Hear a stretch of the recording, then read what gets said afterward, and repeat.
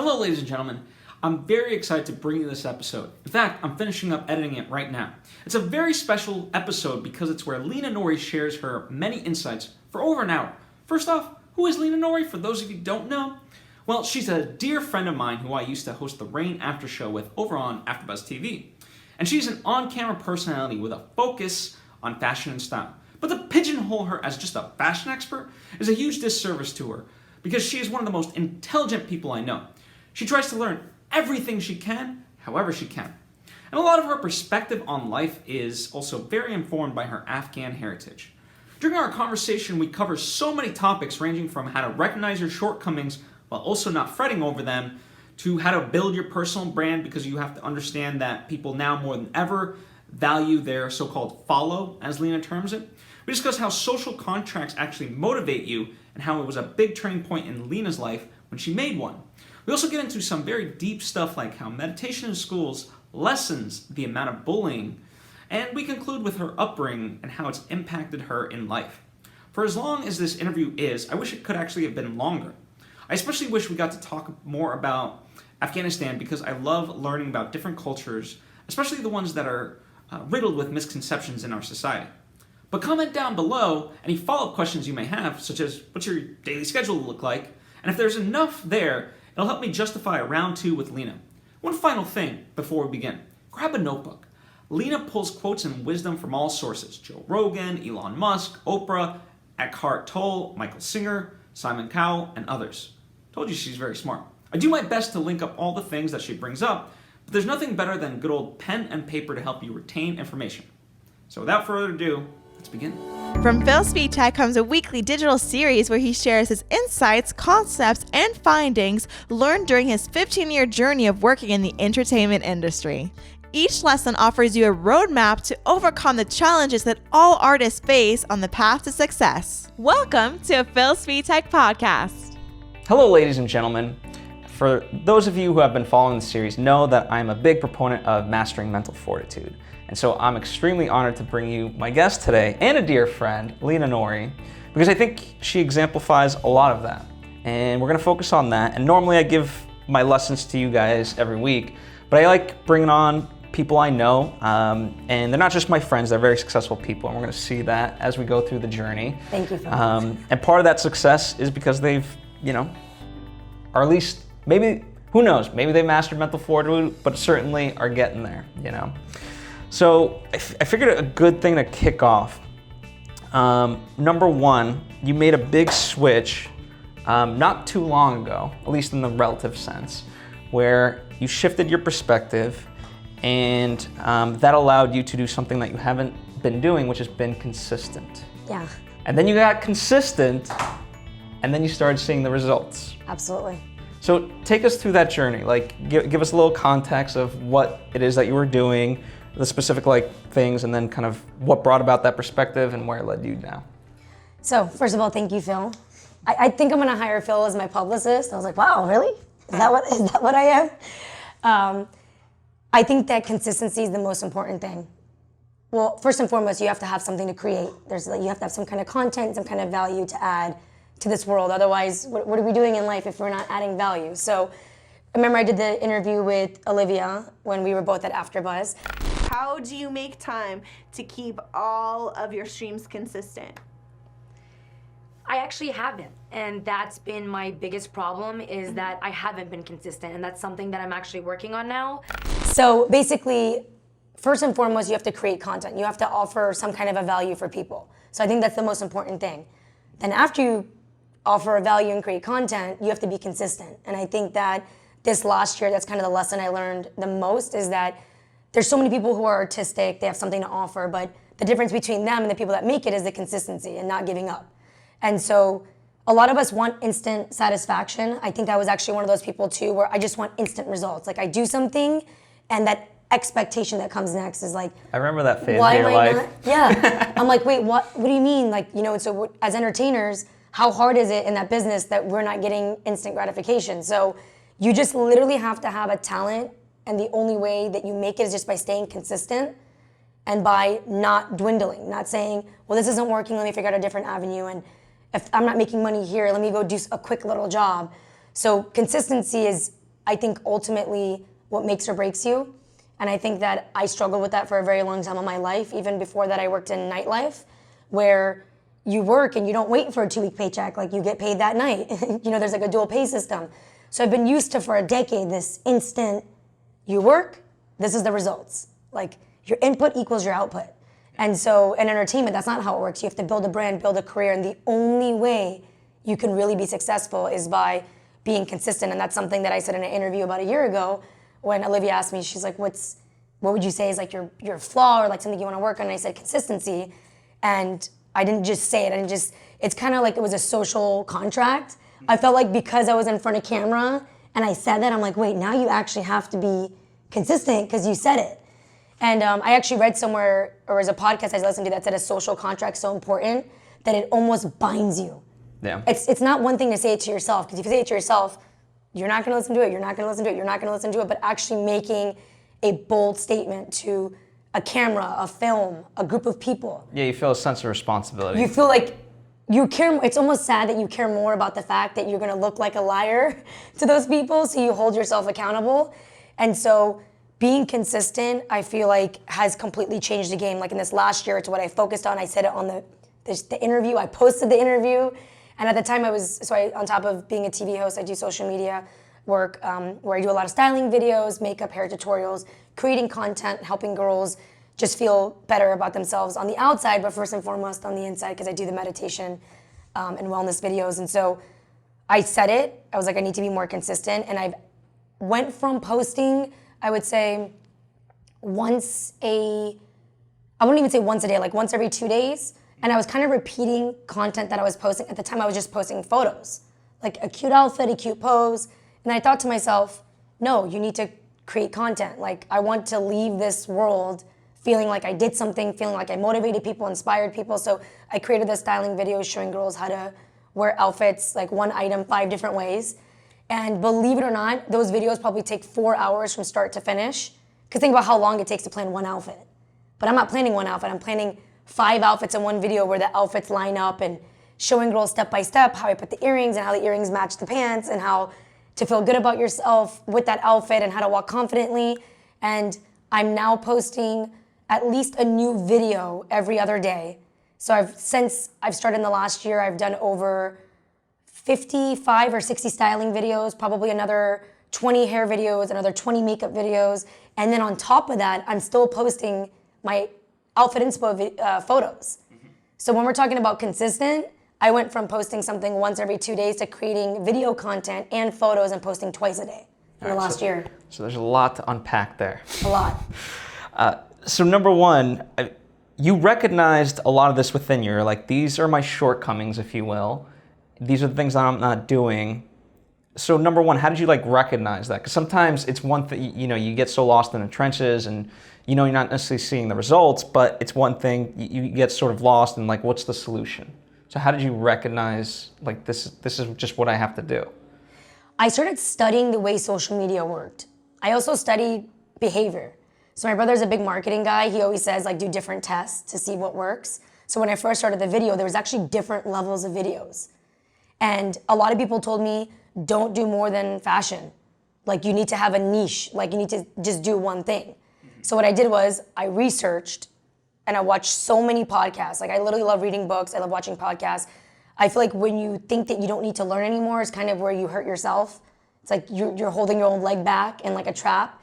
And so I started reading and these articles about Instagram and how like the algorithms are changing.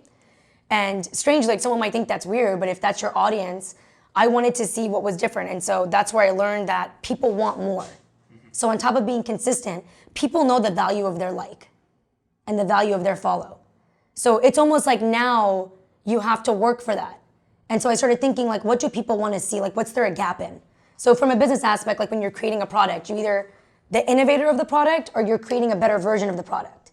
So I started researching like different girls on Instagram, what people wanted to see. And there was a girl that was actually doing these outfit inspo videos. And I was like, wow, that's pretty cool. I'm a TV host. I know how to talk to camera. Why don't I try this out? And so the first time I did it, I think I filmed the video like 6-7 times. I hated it. I'm like my own worst critic. So when you say, how did you know what you were lacking in? Oh, trust me. Like I'm that overthinker that my mind is constantly like, you're bad at this is not good, this is not thing. So first and foremost, I had to see what I was lacking in, see the people that were the best at it, but I didn't want to do what they did. I wanted to take what they did and create something different. And so that's what I did. Okay, a lot to unpack there too. How do you use, so you're your own worst critic, how do you use that as a tool rather than as a detriment? Because there's, like, you know, you could have been one of those people that, like, just continues and perpetuates the negative self-talk of, like, I'm a piece of shit, I'm not worth it, like, Oh, blah, I used blah. to be that person. But, okay, so then was that part of what prohibited you from being consistent, and now, like, have you shifted that? Or, like, again, because now maybe you do have the self-talk, but it's more of a tool to motivate you, which I don't know if it's healthy or not, but it's certainly given you results, it seems. I don't know, can you walk us through that? I think everybody has those thoughts. I honestly wish that mental health was an important topic, that just how you get a yearly check as a woman and a yearly check at the doctor, there was a yearly mental health check, because I think we all overthink, especially in this age of just instant gratification. You can swipe left, swipe right. I think because there's so much activity, our brains are just constantly overthinking. So I think it's a very common trait. Mine seems to always think that glass is half empty. It's just something that I've always kind of struggled with my whole life. And I think that the reason how I've been able to kind of hone that negativity in and use it constructively is weirdly through meditation and giving yourself like the necessary mental break. Because at the end of the day, you can't be creative, you can't be the best version of yourself if you're not working on those thoughts. And so all these podcasts I watch, like I was just watching a Joe Rogan podcast with Naval Ravikant, and he was talking about Oprah, Joe Rogan, people that they're their own brands, and all of those people meditate. I actually have noticed that some of the most successful people in the world meditate, and what ends up happening is you kind of release stress during your meditation. And so like when I meditate and you're actually transcending, I practice transcendental meditation, those thoughts come in. You don't stop them. And so that's a lot of the struggle that I realized that I was going through is at first I embraced those negative thoughts. I was going into entertainment like, you can't do this. What makes you think you can do it? Your voice is too raspy, or there's too much rejection, and rejection really gets to you. Like how many jobs have we gone on where we just constantly get rejected? For me, less than a host/actor, but yeah. But you know what I'm saying? Like I've dealt with, you know, I've nurtured, let's say, a lot of hosts through that mental process. But you could book 20 jobs and kill it, and it takes that one rejection where you're just like rethinking, is this the thing for me to do? So imagine someone with me that already thinks negatively going into an industry where there is no consistency. You really have to just keep pushing through until, not that you make it. It's not a destination, it's a journey, right? So meditation, if I did not start meditating, I would not be here right now. I wouldn't be sitting here, we wouldn't be having this conversation. Maybe you wouldn't even think it's worth talking to me. Just kidding. But the meditation, a lot of the most successful people meditate at least, like I'm not kidding, it was Jerry Seinfeld. He also does transcendental meditation. Some of them meditate at least an hour a day. Yeah. Because those thoughts come in, and what happens is, because you're not giving any value to it, it's not positive or negative. You're not going, oh my God, I can't do it, and you're not trying, even by dismissing it. Like if you tell yourself, no, I'm not gonna think that, all you're doing is pushing that negative thought down, and it's coming back on a rainy day. Like when you're having a low moment or you don't get a job, that thought's coming right up. So I actually find that meditation just lets those thoughts come and go, and I find that some of my most creative ideas come when I meditate. Because a negative thought will just go, and I'm like, wait, but what about this? And there's times that I stop meditating and I have to write it down. Yeah. To like remember that thought later.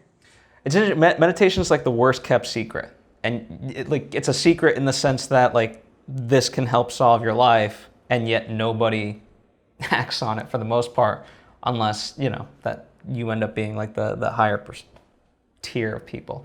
So it's very interesting to kind of view it that way. And it's free.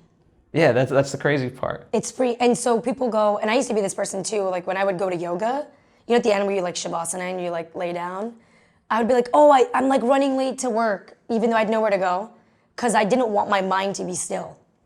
Yeah. But, because we don't have time for it.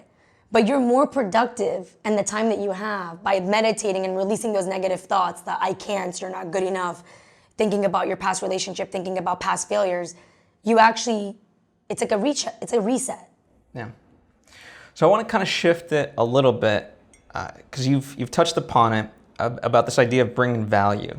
But for you in particular, I know like you bring value. The audience you have, I would say in particular, girls, maybe younger, they value you, and not only do you try to inspire them through like, let's say, fashion and makeup, but you do try to kind of almost like slip in those videos. Like the mental health aspect and you know, truly loving yourself. Like, yes, you can look good in X, Y, and Z, but it's also about you as a person being okay. So can you talk about that and you know, how you're doing that, and you know, what you sort of find in terms of, I don't know, the insecurities of especially younger girls? It's such a crazy world that we live in. There's so much access to communication, and that can be an amazing thing, but it can also be a bad thing. No specific names, but the people that are in the media and the people that are getting publicized the most are taking females' insecurities to a whole different level. Like, how do I look like that? And let's be real, Instagram, I've always said this is a double-edged sword. It communicates people, you connect with people that you've never been able to connect with, inspire people, but at the same token, everyone's putting their best life forward. They're not on there talking about their bad days.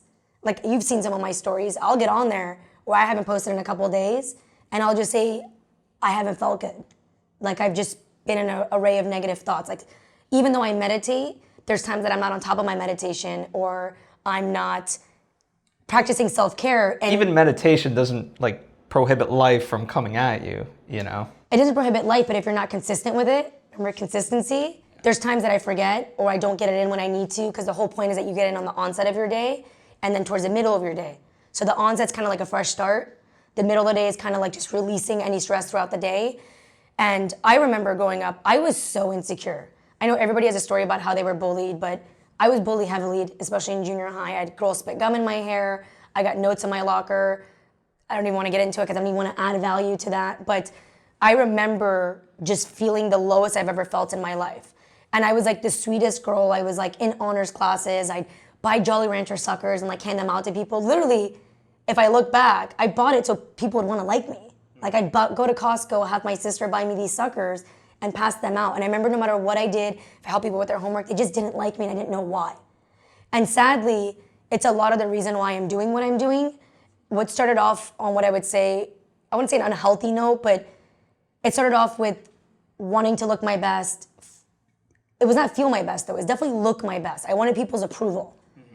And so now looking back, when I'm in a much better place in my life, I practice self-care, practice love of others, love of everything. I just wish there was somebody I could have looked up to. And the problem is that some of these popular people that we look up to, yeah, they show you beauty videos and fashion videos, but they're not telling you, hey, this is great. I want to show you these videos, but remember how you feel on the inside. It doesn't matter how great your hair looks, how perfect your makeup looks, how awesome your outfit is. If you don't love yourself, if you don't feel good on the inside, all of those artificial things do not matter. No. And so I told you, I always think like, what's missing? Like, what can I do that's like kind of missing in this mold? And it was, I wish there was somebody that I could look up to that was, you know, like I always obsessed with Buffy the Vampire Slayer growing up. She was like my idol. She was a girl that didn't care, wore a leather jacket. If you look at my Instagram, I say she's the reason why I wear leather jackets.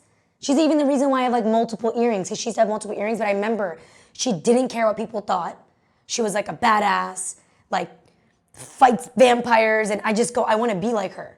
So I remember going, I want to offer that value to younger girls. I want younger girls to know that it's great to look beautiful, but it's more important how you feel good on the inside. And it's funny because I've been told by people, hey, talking about mental health and depression and anxiety, it's not a popular topic and you're going to lose followers because of it. I have actually been told that multiple times. And you know what I said? I go, I will not do this if I'm not adding value to people's lives. And so yeah, it's not like the bulk of what I say, but I would say about like 15 to 20% on like my stories and stuff. I just throw it in. And I talk about meditation. Even when I'm posting a photo, I'll tag all the items. And then like on my smile, I tag TM, like Transcendental Meditation, just to like kind of throw it in there. And it's not an advertisement. Meditation is free. It's just me understanding how much meditation and self-love and self-care has helped me, and me wanting to offer that to other people, because it's just, like people told me, it's not a popular topic. Like it's only been recent in the media that they're now talking about topics like the Me Too movement and what all these women went through. How many of these women said for the longest time they couldn't say anything because feared their careers, like not being able to book a film or get a job. And it's so people don't want to talk about things that I think are absolutely necessary, especially with the time and age and the access to technology that we have. And the younger generations, it's crazy. Yeah. Like how much mental health is not a topic that should be discussed, but is not being discussed. Yeah, I mean, it's like even now, even in kind of the start of the Me Too movement, there's a couple of people that I knew that were dealing with situations like that, and like I felt heartbroken because there's like for me there was not much I could do. Yeah. You know, it's not like I could, you know, be there for them and listen, but it's not like I could give them advice of like, oh, just say what you want. It's like, you know, it had to be them. And you're not in their shoes. I'm not in their shoes, and I you know, there's some people who did go forward. There's some people who didn't go forward, and I'm not judging one as better than the other in it. But for the ones that didn't, I was just saddened, you know, because that's how they felt. And some of the ones that did go forward, I also know they took a lot of crap because of it. And it's like, damn, it's an interesting time, certainly, you know. And kudos to the women that opened the door for everybody else. But look at the women that did it. They're at the top of their game. Yeah. And I'm not saying they didn't fear. Regardless, like you said, there was good and bad. There's people that came and said, oh, that's a load of crap. It's not.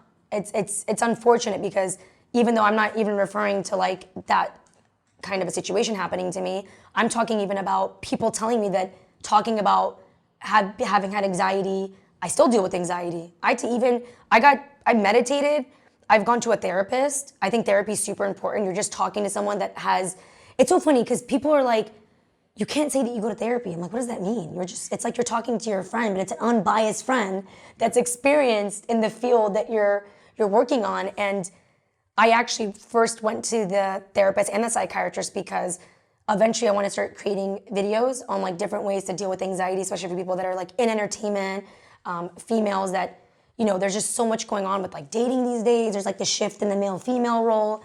And so I'm that person that I want to know all avenues of everything. I watch podcasts, I read books. I just read Unfuck Yourself, sorry, that's really what the name of the book is called. Right now I'm reading The Untethered Soul. That's a great one by Michael Singer, yeah. Yeah, and I learned this from Oprah. Oprah is like the guru of TV hosting. She's who I look up to. She's my idol. She's like what I think is the most successful communicator in the world. And so I, as a host, look at other hosts.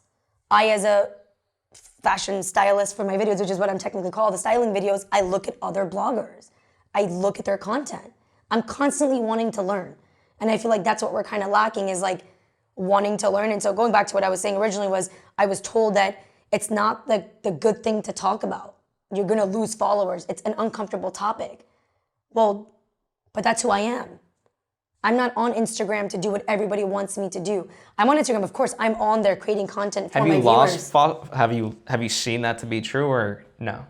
I don't think I've lost followers. I think anybody that's a part of I don't even like calling it followers. I call it a family. Okay. It really is my family. I watched this video with Matthew Hussey where he talks about how people who want to help others, like he was talking about Catcher in the Rye. Mm-hmm. He talks about how it was his sister's need, like she needed him. She was like, don't leave. Remember he was supposed to like get up and leave and like not come back? It was his sister needing him that gave him a purpose. So for my Instagram and like my YouTube and everything else, I feel like the family that I've created, they give me a purpose. It's kind of like fulfilling something in me that I feel like was empty growing up. Yeah. And it's not that I'm affected by the likes and the views. It's that I want to inspire them. Like some of the messages I get, you know, Juliet was reading it. So Juliet is... You can say it. Juliet's Phil's girlfriend, and we do a lot of work together. And she was on my Instagram like a couple days ago, and she's like, oh my God, like the messages that people leave you. It's literally what she said to me. She's like, wow, this is so nice. And she'll like show it to me. And I'm like, yeah, I go through them. Like it gives me purpose. There's girls that write me messages saying that, especially I did a video on like sexiness and like what I call or how I define sexiness. And I said, it's actually not by what you wear. And that's what I feel like is the issue with social media nowadays is girls think that they need to show certain things or show certain assets. And so I talked about sexiness and I talk about how it's not about how much of your body that you show. It's about confidence. Guys are attracted to confident females. And we seem to think that confidence is misconstrued with what you wear, and it's not. Confidence is your self-love, knowing your value, knowing what you won't put up with. Let's be real, you know some guys will push the envelope. Like they'll, in terms of like, they'll try to get away with what we allow them to. I mean, I would say that's true for everybody, but yeah, certainly for guys in relationships. No, it's for everybody. But so women, they think it's more about, I have to look sexy to get those likes and to get guys to be like, oh, she has a lot of followers. No, men are attracted to confident females. They're attracted to women that they feel like, she doesn't need me. Like when people always say like, I need you, I'm like, it's not need. A relationship is about, you don't need the person. You're whole without them. You're two separate wholes, but together you're coming together as one. Yeah. In terms of the content you create now, so you mentioned each video takes about 4 hours, give or take, right? Initially, you hated all this stuff that you shot. So like, what allowed you to be like, okay, this is good enough? Did you like get it to a point where it's like, now you can feel good about it, or you just kind of allowed yourself to be like, you know what, if there's a couple of things imperfect here and there, no one's really gonna ultimately know? Because I know you've talked to me, and I'm like, nobody cares, Lina. I know. Nobody cares. I have this problem with like perfectionism. It's definitely debilitating. It is probably one of the worst traits about me, because it's not about that I need perfection in other people, I need it in myself. And so I eat myself up. Like when you were asking me earlier about how do you realize you make a mistake and want to make it better? Oh, this machine's going off 24/7 on like, this needs to be better and your lighting's not as good. Remember I had Phil come over, this poor guy, for like an hour. He's trying to help me figure out the lighting. I'm like, how many more lights do I need to get? There's like a little flicker. And you were looking at me like, really? Like it's not that serious. It's just a shadow. And so perfectionism, a lot of people credit it for being a great thing. I think it's a terrible thing, because in reality, there's no such thing as perfection. We're like chasing something that doesn't exist.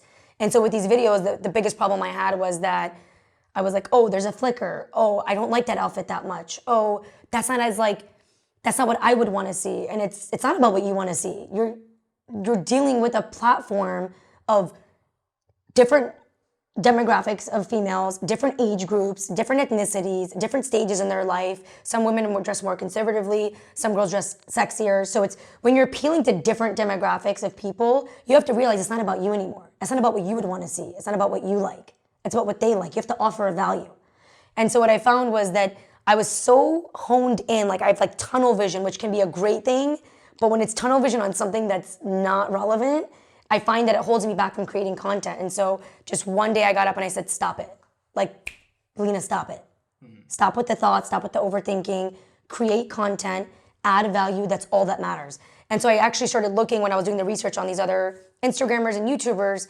Some of these girls, literally their background is their kitchen. No joke, it's not even like a nice setup. Like mine. And yeah, no, this is a nice setup.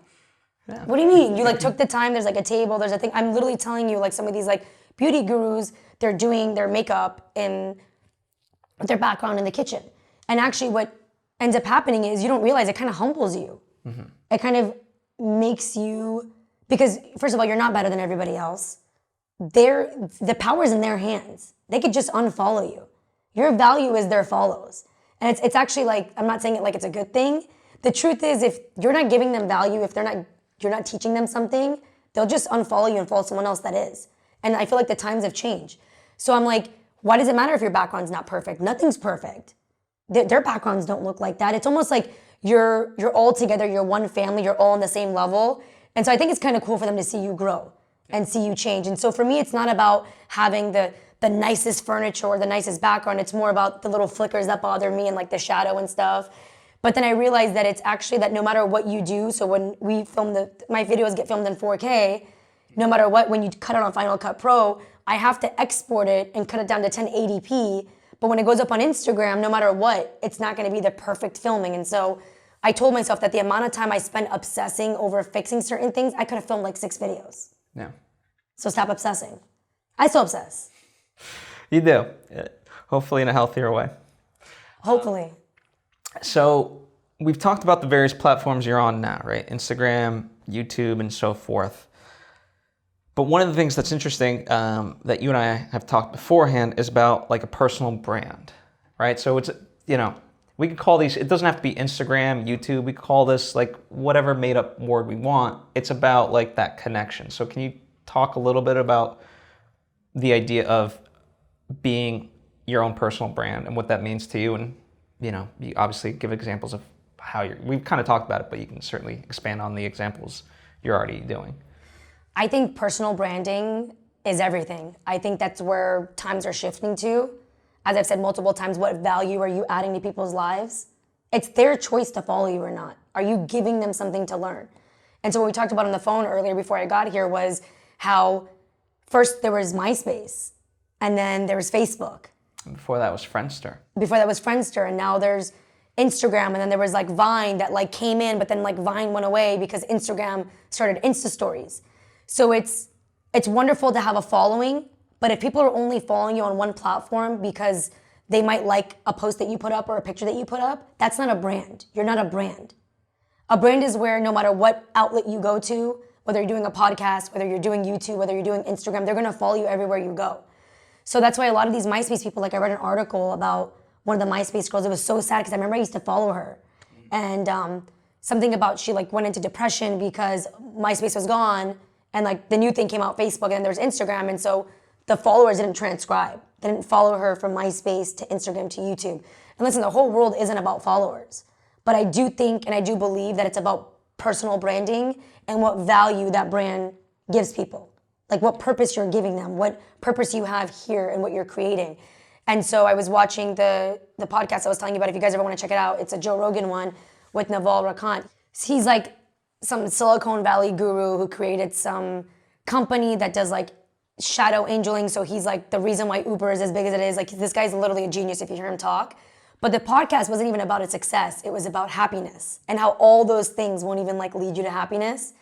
But so before we go on to the happiness topic, because I'm sure we'll talk about that coming up, he talks about personal branding, how it's so important. So he's talking to Joe Rogan. He's like, you do UFC, you do this podcast, you're a comedian. He's like, there's nothing you don't do. He talks about Oprah. Oprah has a network.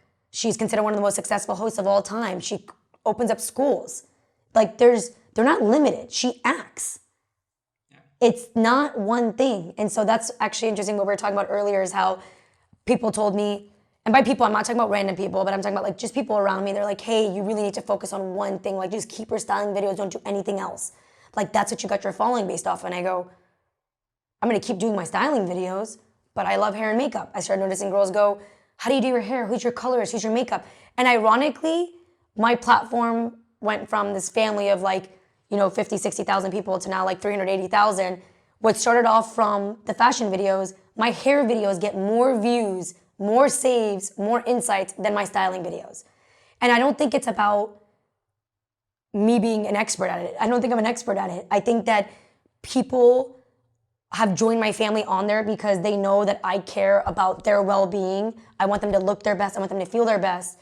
So naturally, they support me in anything I do, and they like the way my hair looks, so they watch my hair videos. And so I feel like that personal brand is not about exactly the value that you're adding. So I'm not just Lina that makes the outfit videos. I'm Lina. That's my brand. My brand is Lina that cares about how you look on the outside, cares about how you feel on the inside, will be honest with you. And I think that with that branding is authenticity. Like all the people that I just talked about, all these famous people that have built these platforms, they're some of the most authentic people you will ever meet. Oprah talks about her upbringing, but the struggles she went through. That woman has been through more things than like I could probably ever go through in my life. And she does not let it affect her. And she actually did this 15-minute video that I constantly have to keep watching where she's like, it is your life. You are in control of your own life. It is your responsibility to be happy. If people aren't serving you, if people are bringing you down, you need to cut those people out of your life. She's like, you don't owe anybody anything. And I'm giving a more cutthroat, black and white version of it, but she's basically saying that you are in control of your happiness. Do not be around energy suckers. Do not be around people that bring you down. And so I think as a brand, what Oprah offers, what Joe Rogan offers, what all these influential people offer is that they're being authentic. So that is the most important aspect to branding, is really be yourself. Yeah. That fake stuff doesn't work anymore. People just, they don't believe it anymore. As I said, if you want their like, if you want their subscribe, if you want their follow, if you want them to follow you on your journey, you better be the realest version of yourself. So when I'm having a bad day, like when I had that unexpected move and just all these like negative thoughts and one thing was adding to another and I wasn't getting my meditations on, I just went on Instagram and I said, hey girls, I know a lot of you have been messaging me, asking me where I've been. Because as I said, I post up 2 posts every single day. And for 2 weeks, 3 weeks, I was maybe posting something once a day, once every couple days. And I felt like I owed it to them to be like, hey, this is what's going on. It's not that I don't think it's worth my time I'm not on a trip having the time of my life ignoring you guys. That I'm going through a difficult time. But even then that could be justified, And I think that is justified. If you're doing it for kind of a recharge, Yeah. you need to pull yourself back. And by the way, I think that's so important, especially if you're constantly on social media. Sometimes I think it's really important to take just a day break from your phone, from your Instagram, from just everything, and just meditate, be in nature, because mental health is more important than anything. Like, look at all these celebrities. So another thing that they were talking about on the podcast is, look at all these celebrities.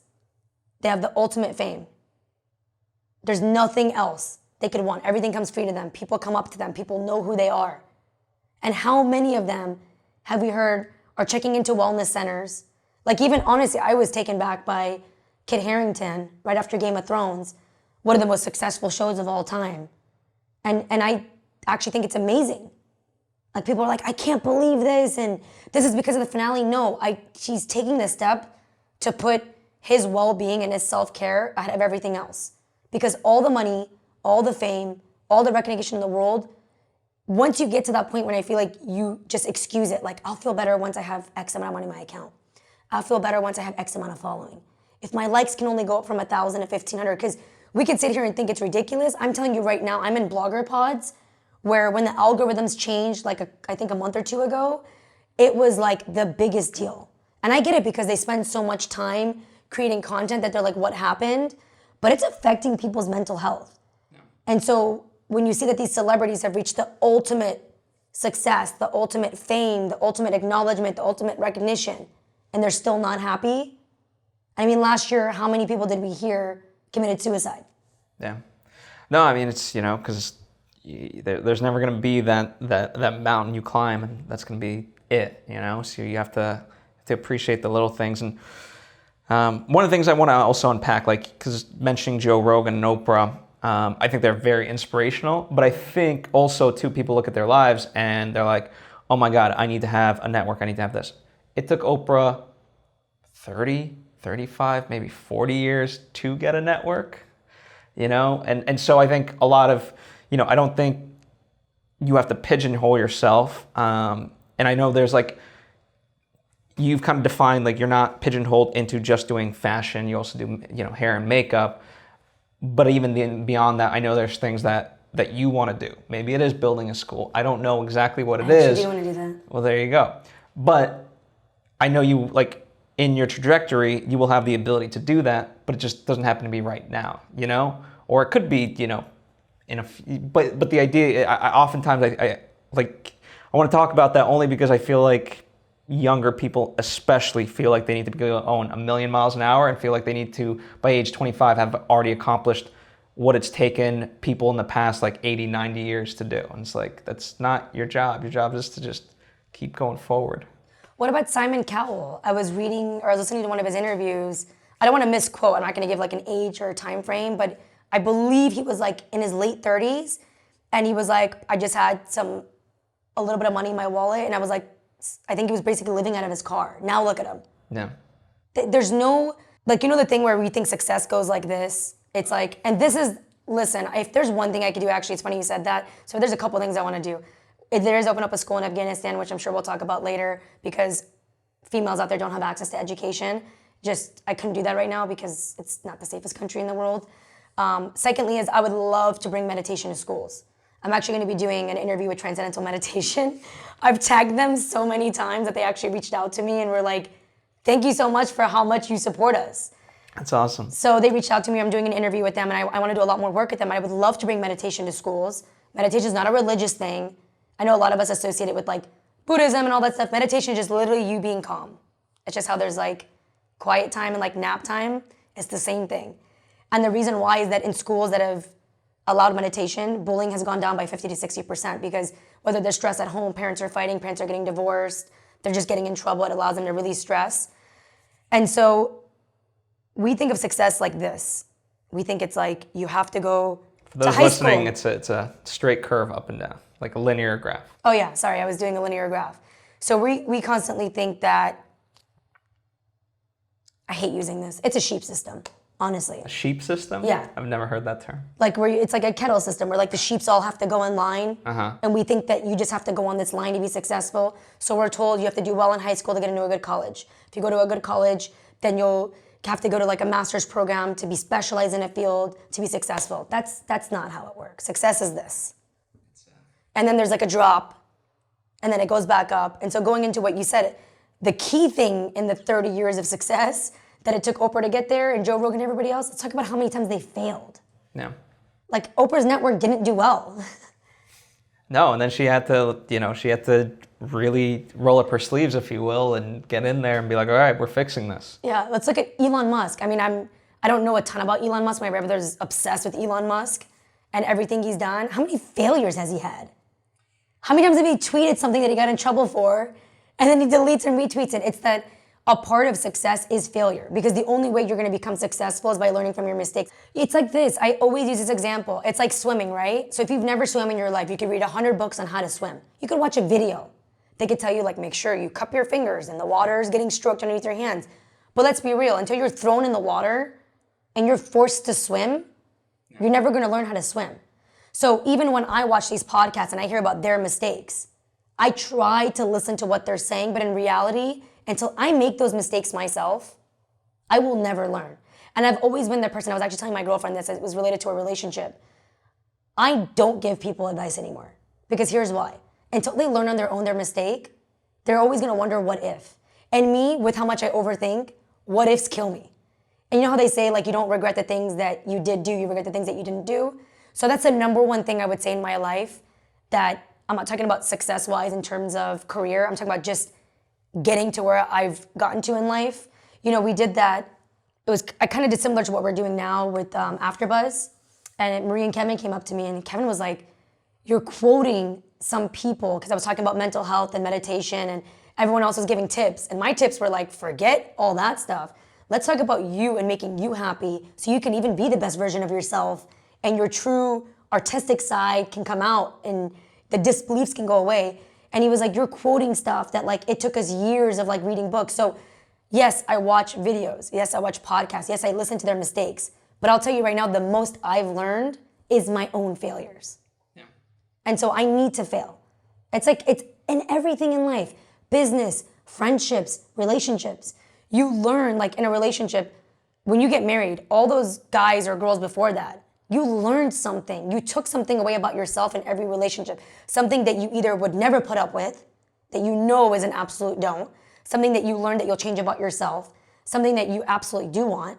Like I always say, and I think this goes with relationships and with career, is it's not about a checklist of the things that you want. It's actually the absolute 5 things you don't want. Because number 1, you're never gonna get the perfect job, the perfect friend, the perfect family member, the perfect relationship. But you need to know your value and 5 or 10 absolute things that you will not deal with. Like in my career, I will not lower my standard. I will not do this. I will not do that. And I think that life isn't about this imaginary linear line that we create or that we're told. Like why, I never understood why in school we dissect frogs or Let's try to learn about the anatomy, but... But there needs to be classes on credit, the importance of credit. Like your credit score starts coming into account at 18, but if you know nothing about credit, you're like, oh, I won't pay that credit card statement. Oh, no, I find nobody knows. By the way, there's a, I don't know if you would, it can err towards the side of like conspiracy theory, but it's really not. But there's a great Asian businessman he gives the reasons why people aren't taught that side of it in school. And it is the short version being that it's meant to like oppress you. The sheep system. Yeah. Like if you yourself, if most people don't know about how to actually be good with their finances, then they will forever be easily controlled. Like we're like mouses on a wheel. We're constantly running, and we're told to get this, you have to get this, and to get this, you have to get this, and that's the creator of the expectations that I talk about. So expectations. I'm going to quote Shakespeare as like the source of all unhappiness. I don't think that's exactly how he says it. There's like a different way he words it. But it ruins the journey because we think there's a destination. And then we realize, like I said, when you don't get that, like you're like, I'm going to be happy if I have X amount on my account. I'm going to be happy if I get that job. I'm going to be happy if I find that person.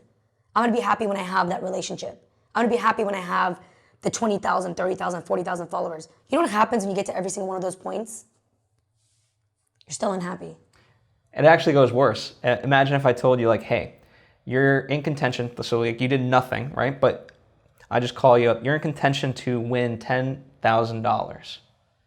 You know, I'm not saying you will, but I'm saying you're in contention. Then all of a sudden I call you, let's say 20 minutes later, you didn't win the $10,000. Now you're like, I'm pissed. There's a reaction where you become pissed as if you lost $10,000. The expectation. Yeah, it's like you never had it. You know, but now it's ingrained in your mind as if you did, and now you've lost that money. Actually, Stephen Hawking's, may he rest in peace, first of all, what an amazing way to live, to know that like you came on this earth, you had a purpose, you left your mark.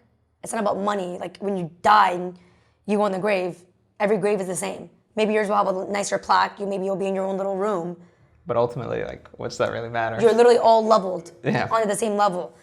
And so one of the quotes he said, and once again, I'm gonna say that I don't think I'm gonna quote it exactly, but I'll give you the gist of what he says. He says, I lowered my expectations to 0 at the age of 20, and everything else has been a blessing since.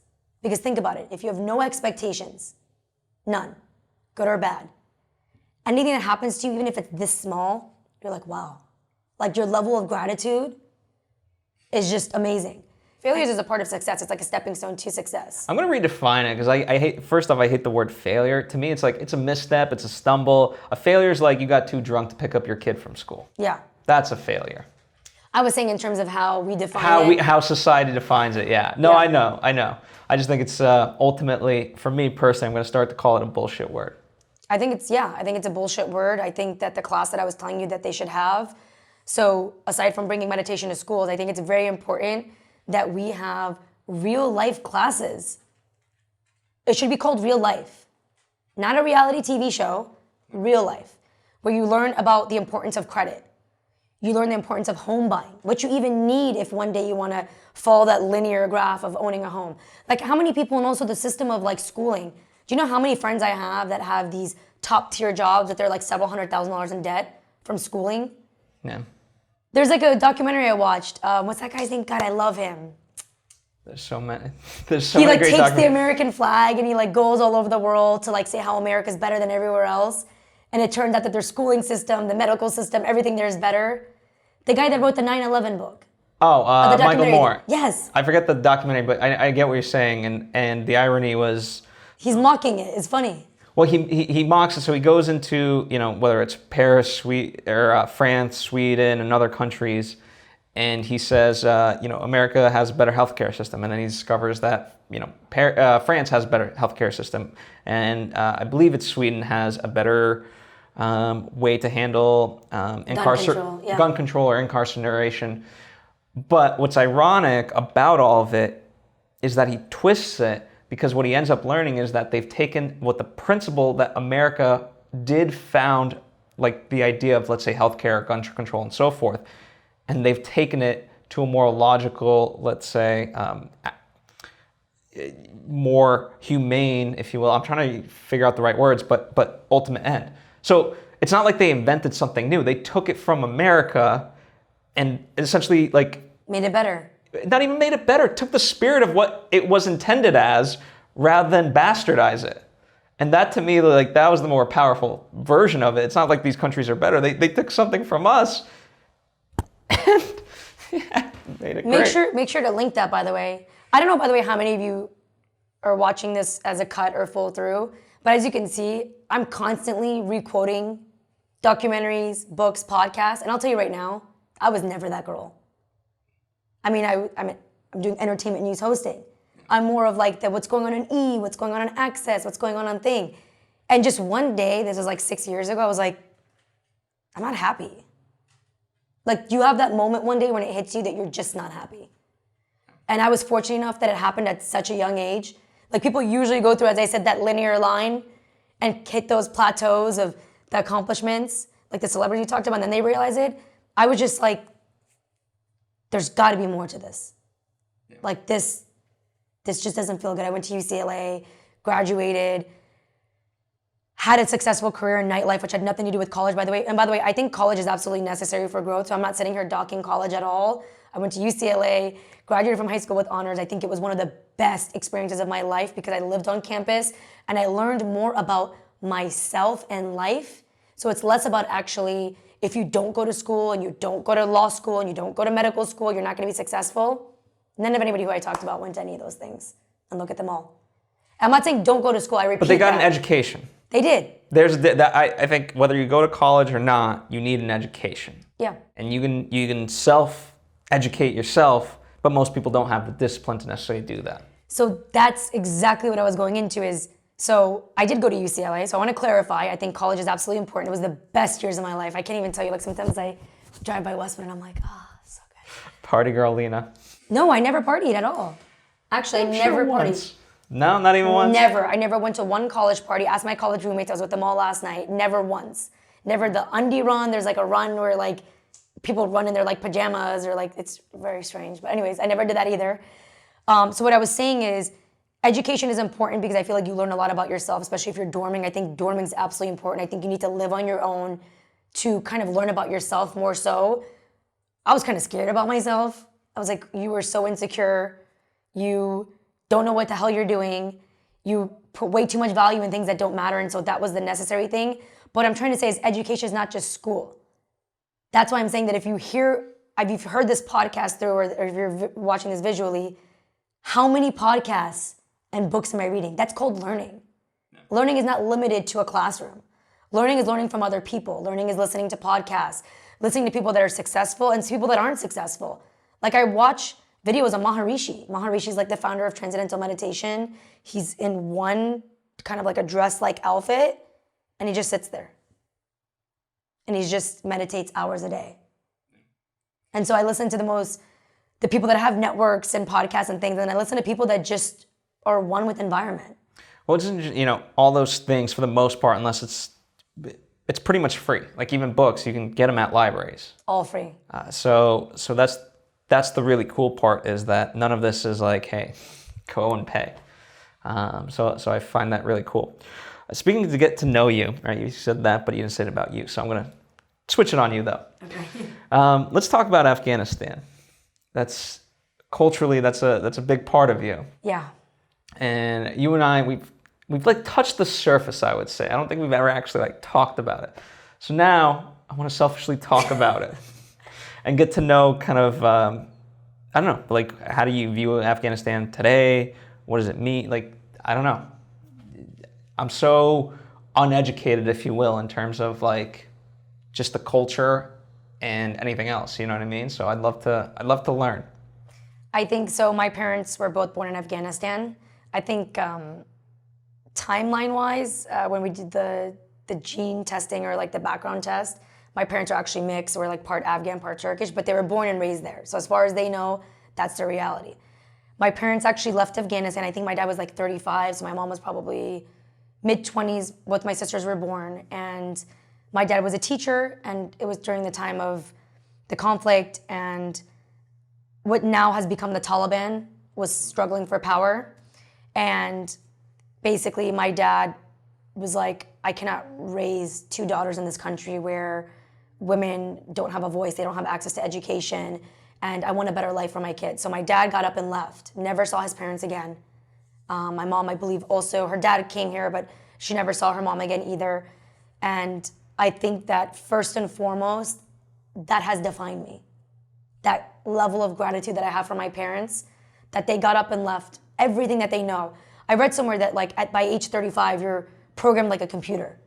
You could change yourself, but it takes a lot more work to change yourself after 35. So my dad, imagine at 35, his whole entire life has been Afghanistan, his family, his everything, and he just got up and left to give his new family a chance at life. And although we were talking previously about the documentary, America's still an incredible place to live. I'm so incredibly grateful that I live here, that I'm able to say that I went to UCLA, that I'm able to say that I have access to education and food and water and all these things. And so I think kind of knowing where my parents came from, just off the bat, just gives me such a level of gratitude and appreciation that you couldn't pay for it. And so Afghanistan is, I'm sure a lot of you heard in the media, it's a very, first and foremost, it's a gorgeous country.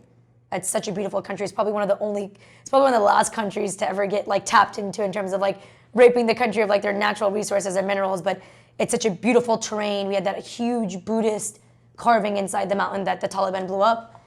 So sad. What are, I don't know, it could be, I'll just throw out a random number, it doesn't have to be that. Let's say 5 misconceptions about Afghanistan or the Afghan people. So 5 misconceptions. Number 1 is that my mom, who was raised in Kabul, up until the regime took over from the conflict, with like the Russian invasion and stuff like that, my mom was wearing skirts. Okay. So actually Afghanistan, before the conflict, before the struggle, before the domination, before countries were trying to come in and take over, before the rebels took over and created what's now happening in the country, my mom was able to wear skirts. Wow. Women went to school. It was a beautiful place to live. There wasn't toy mines. You didn't fear that your kid could go out and play and their limb could blow up because of the toy mines. Wow. That's deep. Yeah. I talked about this topic with some family members and some friends that there's a lot of mental health issues, especially for people, even if they've come to America.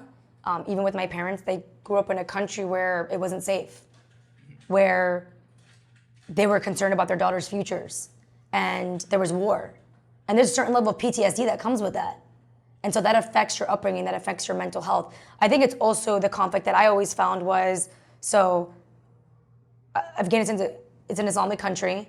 It's extremely conservative. Now there's full burqa covering. Another misconception, because I think I talked about a few, is that back in the day when you did cover your head, it was not the full burqa covering with the dots. It's just that you're supposed to wear modest clothing and modestly cover your head. I think that it's funny, and also when I was at UCLA, I studied a lot about religion, all religions, and that it was actually when Muhammad had his wives, and I'm not gonna sit here and talk to you like I'm some expert on Islam, I'm not, but this is something I found that was very interesting, is that we think that the burqa is a sign of oppression, which it is forced upon them, so it is oppression if it's forced upon you, but that back in the day, Muhammad would have his wives wear the covering just over the head, kind of like in a delicate manner, because if you remember back in the day, it was a sign of being upper class when you scarved your head. And so it was more about respect and having that level of like, this is what's customary, where something that was optional and beautiful if you wanted to do it now has become forced on you. Yeah. I'm not pro or con against the burqa. I'm con against any form of forcing people to do something that they do not want to do, no matter what it is. Like I'm against that. Yeah, I mean, it's a fair. Everything should be a personal choice. There's people that wear it and they believe in it and they love it. And I think it's beautiful. I think it's great. Do I wear it? No. Am I wearing something right now? No. But actually I've noticed that just in my upbringing and the way I am, I do dress on a little bit more on the conservative side. Am I completely conservative? No. The way you're raised, it really does have an effect on who you become. Yeah. You either love it, and so therefore you adopt it yourself in your own version, or you hate it and you turn so far against it that anything that has to do with it, you just want nothing to do with. Yeah. Well, the worst is when it's subconscious and you don't ultimately know what you're doing about it, but yeah. I do think a big way of the way you're raised affects you. I think fear, like all these people are using fear as a tool to use it against people. All these leaders, all these dictators, all these regimes, they're inflicting fear. That's how they're getting you to do it. And so I think fear is a common trait. Our egos feed off of it. It's something that I deal with myself personally, is that so everybody has an ego self. I learned this from The Power of Now. Eckhart Tolle, one of the best books I ever read.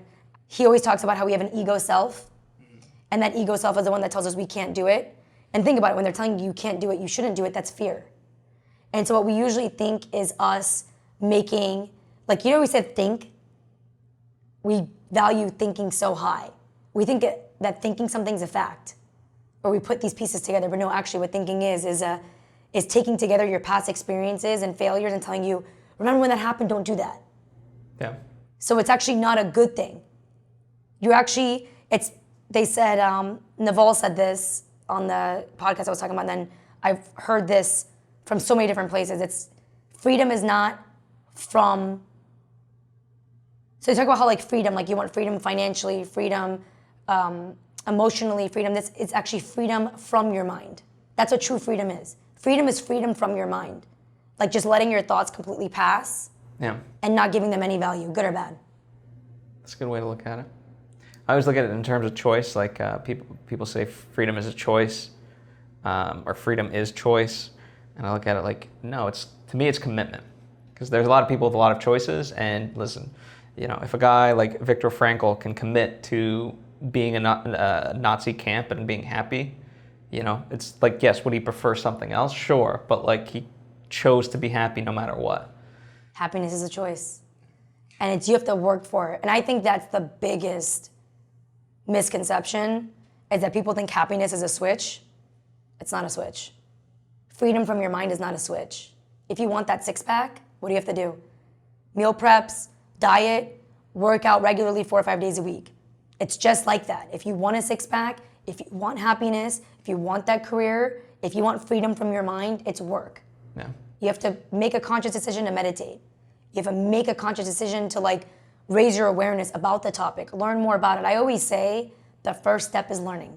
Whatever it is that you want to do, if you want to be happy, learn from people. Eric Ho, who's a YouTuber, is also like a successful business guy. I love him. I hit that subscribe button because he adds value to my life. And he says that the problem with overthinking is that 90% of what we overthink never happens. Think about all those things you worried about throughout your life. How many of them actually happen? No, definitely like 1% at best.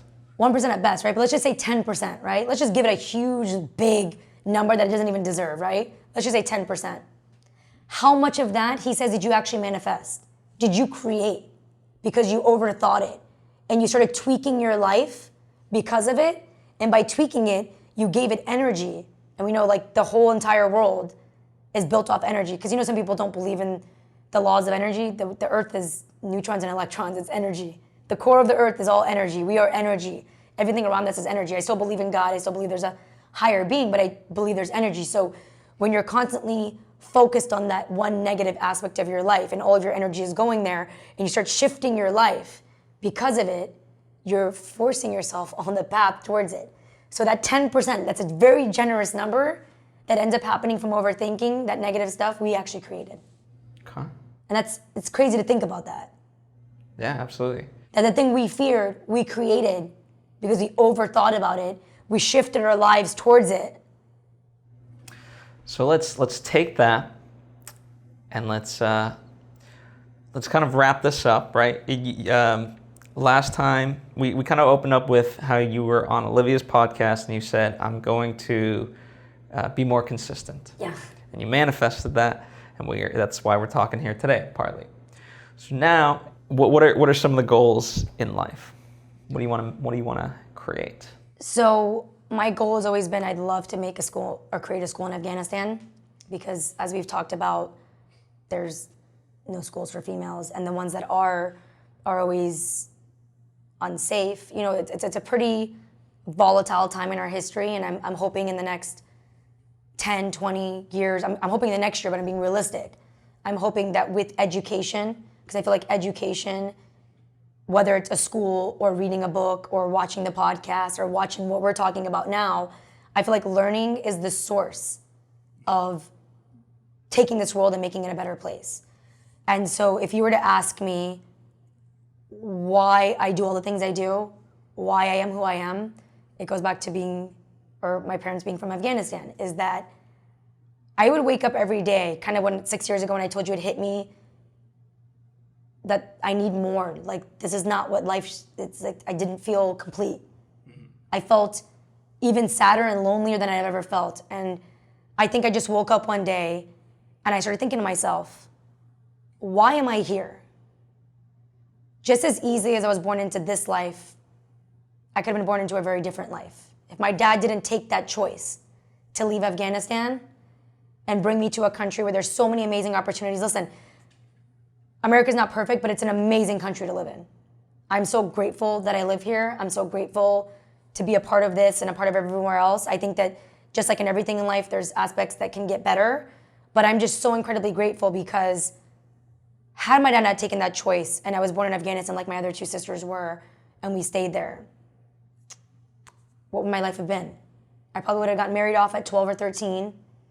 I probably could have lost a limb from a landmine, which is very common over there, a toy mine. I could have died. I think like there's some insane ratio, especially during the winter times, of kids that starve to death. And that's why I always support, like on my birthday, you and I were talking about this on the way here, for my birthday, instead of having my friends give me gifts. I did a charity for UNICEF, specifically for every child. That's not for just Afghanistan, but Afghanistan is on one of the countries that they help with. They're also helping kids in Sudan right now with what's going on with the crisis. And so the reason why I did that, the reason why I'm doing all this is because, just like I said, as you say, I was born into this life, I can be born in a very different life. I could be dead. I could have starved to death. There's no access to clean food and water. And so I think that I just woke up and I said, God put me in this path for a reason. Not to be on Instagram or to just do this or to just do that. Instagram is actually the best thing that has happened to me because it gave me a bigger purpose, and I feel like I can achieve all these goals because of that platform of being able to connect to everybody. And so I want a purpose, and I found it. And I found that because of knowing where my parents came from and knowing that that could have been my reality. That could have been my life. And so I think by understanding that, it creates a combination of like gratitude and happiness that could have been you. I don't like to dwell on it because also when you dwell on something like that, it can also keep you from doing what you want to do. But that is the very exact reason why I am doing all this, because I understand that my life could have been very different. And because I was given this opportunity, I would be doing a disservice to myself to not try to make a difference in this world. Because at the end of the day, what are we doing if we're not making a difference? Like, what are we doing? Yeah. We wake up every day and we just follow the same cycle that we talked about, the mouse on the wheel or the sheep in the lines. We're going to look back one day and go, I never lived. We think we're living, but we're not living. And what I think is living is having gratitude, having happiness, and leaving your mark on this planet, whatever mark that is. And I think the biggest problem is that people think they need to be an Oprah or a Joe Rogan or an Elon Musk. You don't need to. I think that every single drop of water raises the ocean. And that's a very famous quote, and for the life of me, I can't think of the person that said the quote. And I think that apathy when it comes to like politics and stuff like that too, people think, well, my vote doesn't matter. Every single person thinks my vote doesn't matter. Those people don't vote. If every single person thinks that dropping that little wrapper on the floor doesn't matter, we live in a world that's polluted, which is what we live in. If every single person says that my extra use of electricity or using plastic doesn't matter, and I do use plastic, and that's something I've actually been working on because it's like the easiest thing you can do. If you have that hindering mindset that what I do as an individual doesn't make a difference, you will never get anywhere in life. I think that it doesn't matter how big your imprint is. It doesn't matter if your imprint's the size of a giant or it's the size of a little bird. As long as you're leaving your imprint, that's how it starts, and you make a difference for yourself and the people around you. It's like what is it called? Like the domino effect. Yeah. And so I think starting with believing that you can make a difference even with a few people around you, first of all, make that difference with yourself first. You cannot help other people if you're not helping yourself. And listen, I have so much more to grow. I'm just constantly trying to learn more and get better and learn my faults, control the overthinking. Like my goal is to just shut it off. It doesn't always shut off. Well, you're getting better at it. Baby steps. Baby steps. Well, I think that's a great place to end. Unfortunately, that's a wrap. I too wish we got to go even longer, but we both must thank Lina for already being so generous with her time. You can always check out more of her work by going to her various platforms. It's just Lina Noory across the board: Facebook, Instagram, YouTube. Also, I highly recommend you look further into some of the things we talked about. I provided the links down below for your convenience. And for more free content of mine, click over to any of the numerous lessons I've created just for you. You can access them as well as other resources on my website at billsvitek.com. If you haven't yet subscribed to this show, I invite you to do so now so you don't miss any future interviews such as this one. Lastly, a huge thank you to the people that helped make this episode financially possible.